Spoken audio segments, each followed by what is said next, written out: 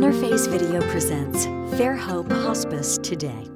Brought to you by Fairhope Hospice and Palliative Care,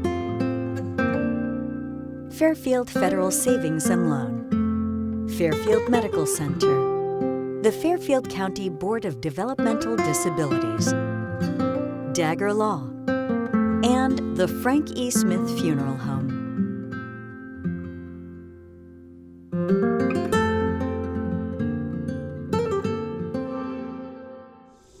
Welcome to Fairhope Hospice Today.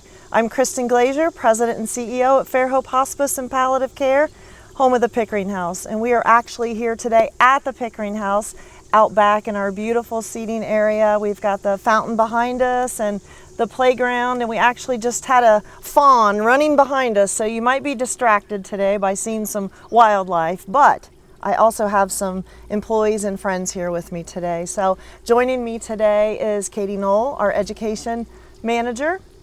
We have Tammy Little, our director of clinical services, and Crystal Kerns, our director of QAPI. So welcome, ladies.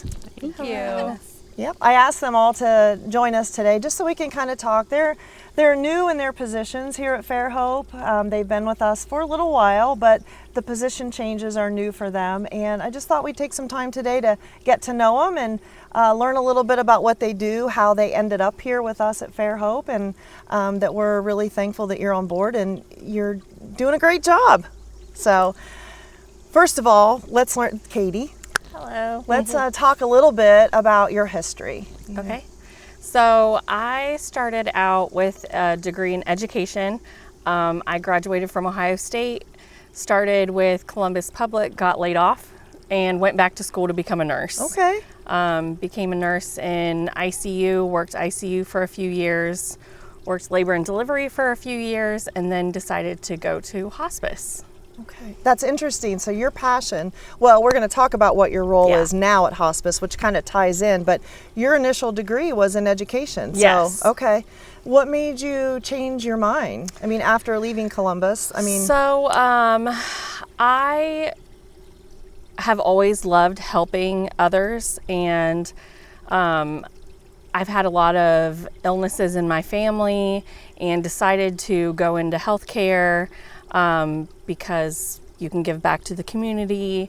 So going into healthcare kind of helps you teach others about their health and ties in education with helping others. But really, I wanted something that was stable, to be honest, and healthcare is stable. It's always something that you know is needed. So that was kind of what led me to healthcare. What led me to hospice, though, was more personal. Okay. Well, you know what? This is kind of the best of both worlds. You get your education piece, your nursing piece. So we're going to come back to that and talk a little bit about how that all comes together in your role. Thanks. Tammy, hello. Hi. So tell us and the viewers a little bit about your history. So I've been a nurse for 26 years. 24 of those years was at a local community hospital. And then I decided through, kind of like Katie, personal experiences with Fairhope that I knew I wanted to work here. So I've been at Fairhope for a year and a half. Started as a night shift on-call nurse, and then did admissions, and then the education manager for a short time, and then had the opportunity to become the director of clinical services. So I think that's really important because you've been able to experience a little piece of each part of Fairhope and what we do. And so now as the director, you really oversee all those pieces. So you kind of have a good handle on really what works. You've had your, boots on the ground, and so you know what the families need and what the staff needs. So that was my favorite part, was trying to learn from the bottom up. So. Yeah. Well, Miss Crystal Kerns. Howdy. So I have been a nurse about 20 years, and I've lived in this area the entire time and served here. I worked out of Perry County, out of Hucking County. Really enjoyed these rural areas. I came on here about a year and a half ago as a case manager, which I really enjoyed because I got to be out and about and see my patients. And after being cooped up for so long with COVID, that was such a great opportunity to be able to get out and about and see people again.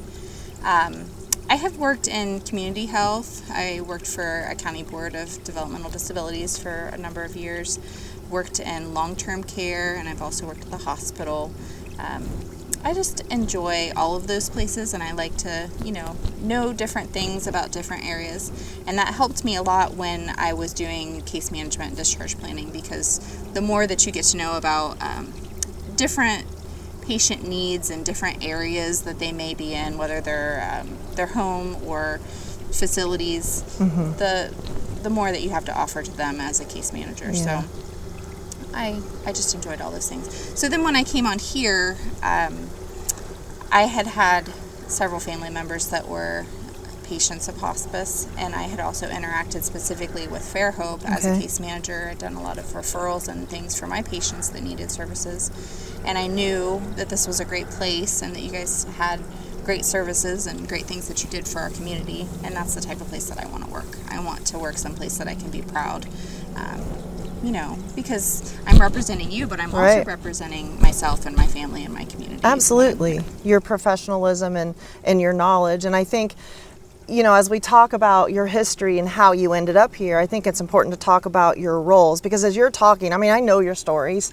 but as you're saying this and you're talking to our viewers about this, I'm thinking, wow, that really explains the roles that our OLESs that you have stepped into now. So you went from being a case manager who goes out and visits patients and takes care of patients to being in the office as director of QAPI. So a lot of people don't know what QAPI is, and we tease you because there's a lot of things involved in QAPI, a lot of tracking, a lot of understanding regulations, and how to really keep Fairhope at its very best so that we meet our regulations, that we're providing excellent patient care. So talk to me about that transition from case management to quality. And you are actually super excited to be in quality. So let's talk about that. I love quality.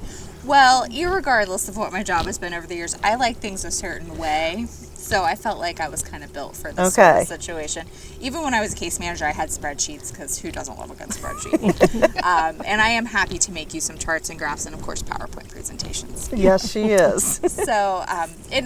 So coming on here, this is such a great place to work, and it's already a high quality establishment. It's not like you need somebody to come in and create quality. There is quality here. So it's an easy role to take on, and you have a great staff who've been in quality that I'm taking over for. So it's just a great opportunity for me just to learn and to also provide some of my organizational abilities and so forth to the rest of the staff. But we do lots of exciting things that other people do like to laugh about, but we love to analyze our services and the frequencies that we provide them, the quality, the outcomes that our patients are having, and then just look at them together as a group and say, where are there places that our patients could stand to benefit from more services, different services? How could we change these things to make them better?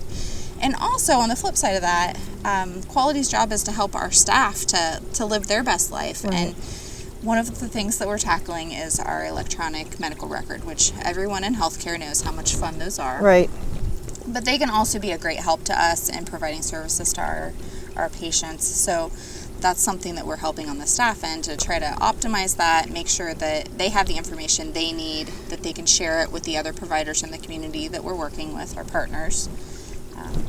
So I'm excited for this opportunity. Well, we're excited that you're excited, but you talk about work-life balance, and I think that that's so important because we have so many staff, and we have new staff, and we have seasoned staff, but as the changes come through on these, when we talk about EMRs, we're talking about the electronic medical record charting, the importance of charting so that the next shift knows exactly what you've done to take care of that family member and that patient.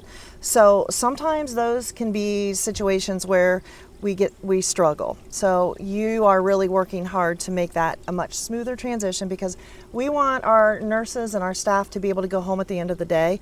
We don't want them charting all night. We want them finished so that they can focus on their job during the day, and at night go home and be with their family. So that's an important goal and culture for us here. So thank you for doing what you're doing. Thank you. Tammy, talk to me about your role as director. So my role as the director is just to make sure that we are providing high quality care. And that is done through education with Katie. And I'm really, kind of like Crystal, I'm really lucky because when I've stepped into this role, we have nurses that just go and do what they need to do, not only with quality care, but they treat emotionally, spiritually. They see the big picture. At the end of the day, it's all about, you know, not only treating the family, but the patient, but the family. So it's been really rewarding to be in this position, and we just make sure that, you know, we're making sure we're dotting all of our I's, crossing all of our T's, making sure we have charted what was done during the day, but most of all, just making sure that the family and their patients feel that, you know, we're doing everything that we can.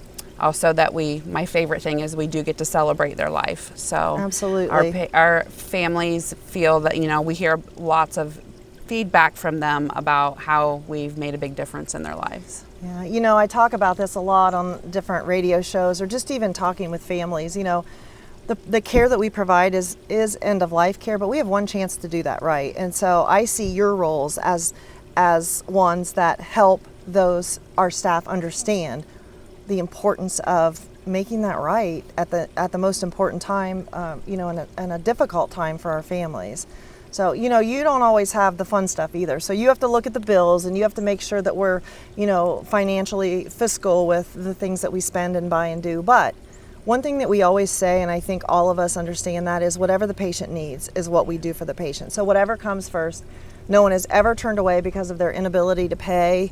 Our staff have no idea who has what insurance, what reimbursement. We just make sure that we take care of what the patient needs. And, you know, I'm really proud that we're able to do that with your help and the community's help, is just to provide, raise funds, accept donations, and just give back and make sure that families are taken care of. Absolutely. So I'm going to give the phone number. Our number, if you have any questions, if you even feel like a family member or somebody is appropriate or needs some support from Fairhope, or even if you're not sure, please give us a call at 740-654-7077. You can visit our website at fairhopehospice.org. And our Facebook page is very interactive, and we would love for you to join us there and just keep up on tips and things that are happening here at Fairhope. And we have a brand new office in Logan we're very proud of. It's fully staffed 8 to 4, so if you're in the Hocking County area and you want to stop in and just have questions, feel free to do that. Katie, when we get back, we're going to talk a little bit more with you. Sounds Stay good. tuned.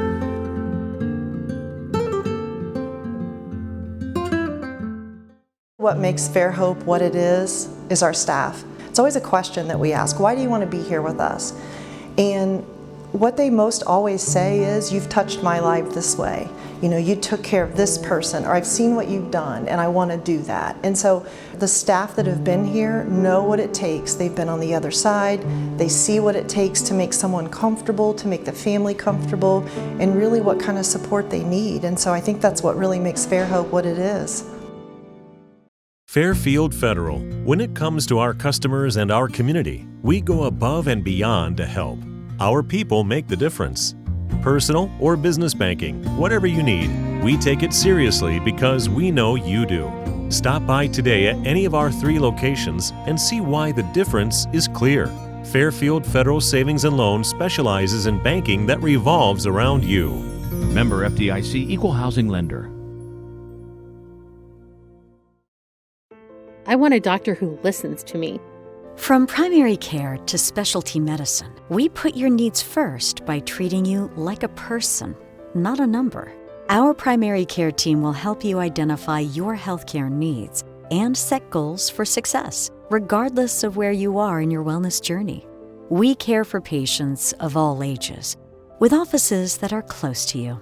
Whatever you're searching for, you can find it at Fairfield Medical Center.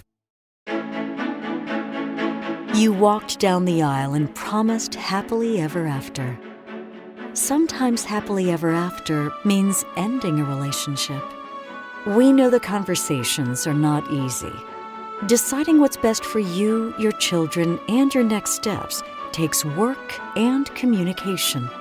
At Dagger Law, we know there are no monsters in a divorce, only people trying to find their way. Local, trusted, experienced. Dagger Law.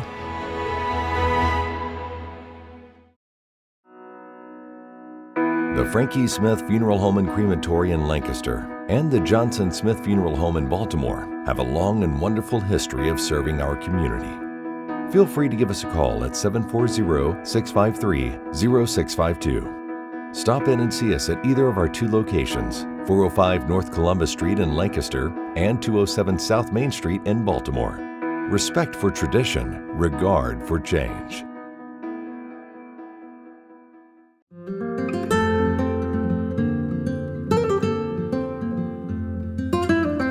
Welcome back to Fairhope Hospice Today. Thanks for joining us for our second segment. We are here at the Pickering House outside in the back. It's beautiful. We're kind of squinting at you. The sun is a little bright today, but beautiful. We've had some critters and some visitors behind us, so feel free to get distracted and watch what's going on there behind us. I've got my team here with me today, a few members of the team, and we've been talking to them really about their history and their new roles here at Fairhope. We're really, really glad to have them on board. It's just, Fairhope and healthcare is ever changing every day, and so it takes a whole team.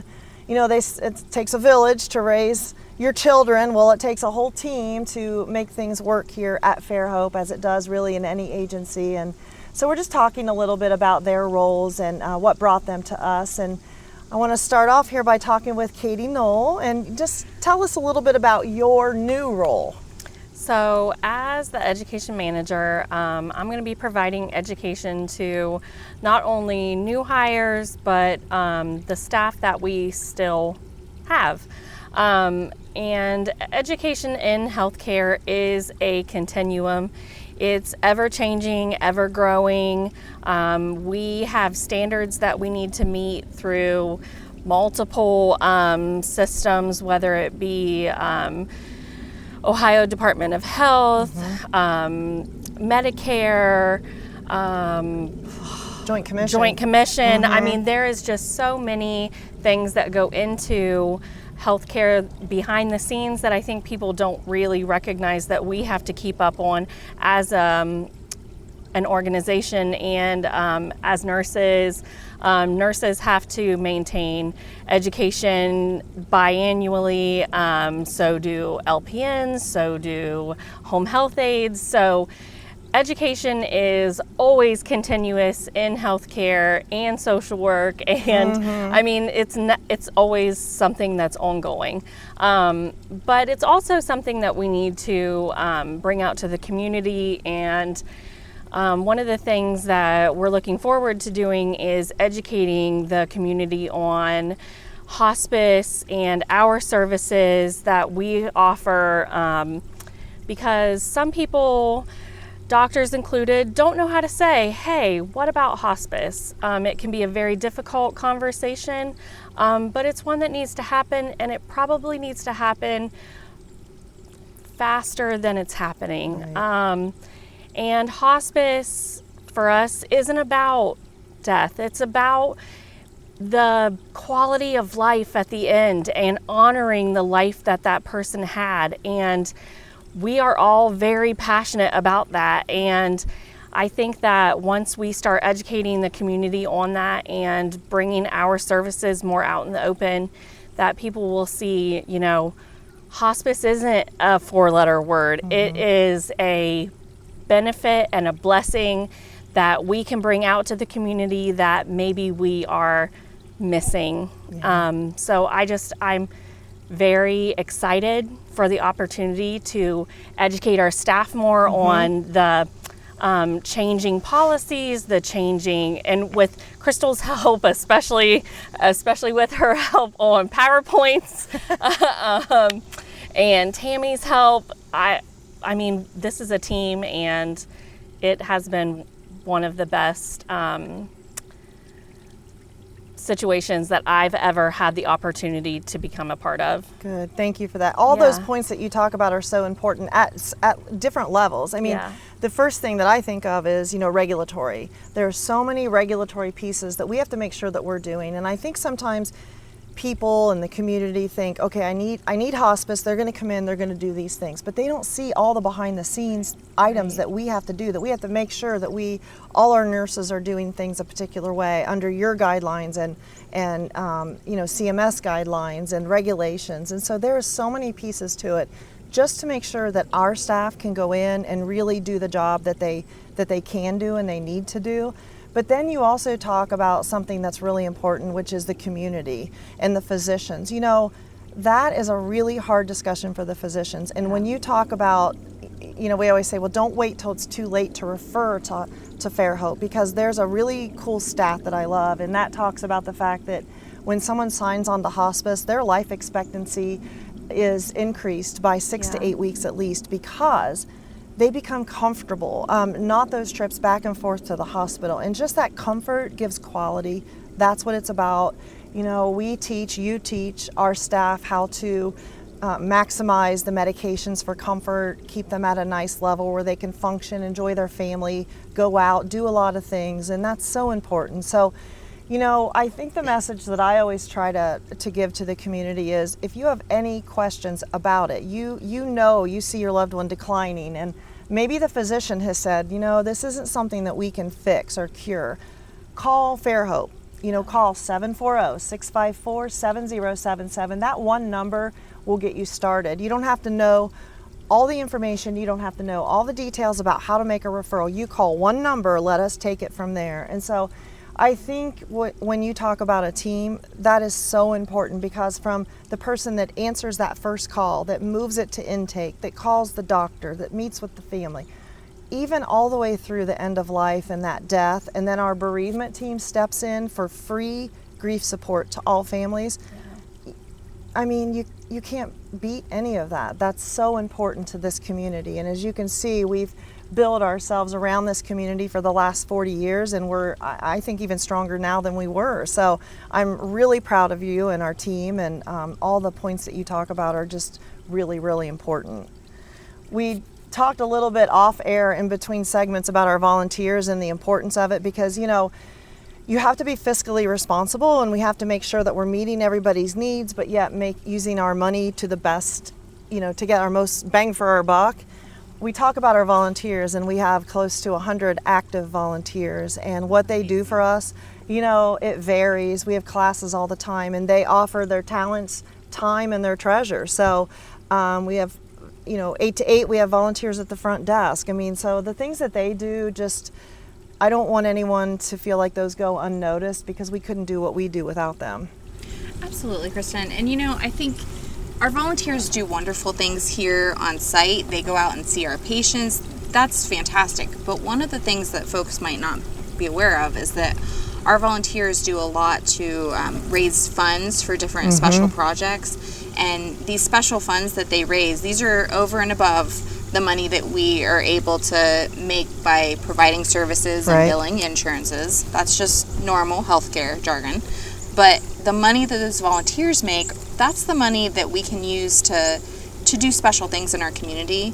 And that's one of the reasons that I think Tammy and I were really drawn to Fairhope, is that this is not a for-profit business. This is a community-based business that its purpose is to help this community. We have to pay our bills, otherwise we can't go out and about and provide those services. But those volunteers do many events throughout the year. There's a lot of great things. It's funny that you bring that up, because yesterday I was doing a tour with someone, and we went to one of the rooms at the Pickering House. And a few years ago, they were able to raise enough money to donate, to purchase a bariatric bed. And a bariatric bed is a kind of an extra large bed. And just to know that how we have used that bed, you don't have to wait and order it and wait for it to come in, because really time is of the essence in our situation. So when they volunteered and they raised money for that bed, I remember specifically we had a young lady who had a dog, and it was a big black lab, and all she wanted was that dog had to be on that bed with her. And a regular size bed, it was too uncomfortable. That bariatric bed, those two just laid there together, and it was beautiful. And that's what it's about. That's what our volunteers do for us. Absolutely. Yeah. That's fantastic. So we're fortunate. Thank you for bringing that up. We have just a few minutes left here, and I want to just touch base, really why why should people pick Fairhope? There are 100 hospices all over Ohio, but I'm interested why you think they should choose Fairhope. Any thoughts? I think Fairhope goes above and beyond. And again, I had mentioned we not only treat the patient, but we treat the family as a whole. So we get to know the family and then they become our family. Anything that a patient may want towards the end of their lives, we have a team meeting every Tuesday to talk about patients. And the entire team, from the medical directors down, they say, you know, what is this patient needing? Is there something that is there someone they need to see? Is there, I've even, Dr. Varney one time had talked about someone wanting to take a ride in a fast car. So they just do everything that they can we're as a team to provide that care and also that spiritual support and, you know, loose ends that families really want to make sure that we meet those expectations. And the staff here are staff that at the end of the day, they 100% know they've done everything that they can for these patients. You don't ever have to ask a staff twice to do something. If there's a need, staff will jump in to do it because these patients are our family. And you know, I love that. And I think what's really important too is a lot of the families, like you guys talked about, a lot of our staff have been touched by Fairhope Care. So they think about, you know, if I was in this situation, what would I want? What would make me feel better? And so that even makes them more passionate. A lot of it has to do with our culture and what we believe, and we share that with our team and the community. So I think those things are all really important. So. And I think too, Kristin, a lot of the folks that work here work in the areas that they live. You know, the case managers are case managing in their own communities. Right. And when you see them, you'll see them out and about. You'll see them at events and at the grocery store and things like that. And that gives you a sense of investment in the people that are part of your community. And I think it's really like an added benefit for our patients because so many times we have folks that, you know, end up being cared for by someone that they already knew, and it just really adds an extra element of comfort to their it really situation. does. You think about you're in a difficult time, to see a face that you know or you're comfortable with walk in means everything. I think too it's important our respite patients that can come here 5 nights a month for the caregivers to have a little bit of a break. A lot of our patients like count down the days to come in because they've gotten to know the staff and we all make our rounds to visit, and they've said they feel like this is a second home for them. So I think that's a way that Fairhope differs. And can you imagine going to a strange place but then looking forward to that because you've felt comfortable? That would make a spouse or a significant other feel really comforted. All right, we have 2 minutes left, so tell us what you like to do in your off time. Go. So when I'm not here making charts and graphs, I'm actually at my house where we have ever so many livestock and other fun things such as ponies. I do have a herd of sheep that I really enjoy, and my herd of sheep is actually something that I have created as a result of my grandfather who was on hospice. And it's just kind of an ode to him because he raised sheep many years. That's what everyone knows him for. He taught me all about it, and so I continue to enjoy them even though sometimes there are shenanigans related to sheep in the middle of the road and elsewhere. But there are lots of things that I do outside of work that people would probably be like, oh my goodness gracious. I just enjoy it. It's a good balance. All right, I love it. Tammy? I like to spend time with my family. I have 3 beautiful grandchildren, so that's what I like to do on the weekends. Mostly fun stuff that their parents won't do with them, you know. The grandparent rule that you're allowed to do? Yes, so I stay busy with my family. I have 7 children, so between them and the grandchildren. I'm surprised you can work. That's all I do. Katie? I like to be with my family too. I have 3 boys, and I also love to read. So it's kind of like my escape. Love it. All right. Well, thank you guys so much for just being a part of our team. I appreciate you very much. I'm glad you're here with me today out in the sunshine. And again, if you have any questions, have any needs, please call 740-654-7077. And thank you for joining Fairhope Hospice today. Interface Video presents Fairhope Hospice Today. Brought to you by Fairhope Hospice and Palliative Care, Fairfield Federal Savings and Loan, Fairfield Medical Center, the Fairfield County Board of Developmental Disabilities, Dagger Law, and the Frank E. Smith Funeral Home.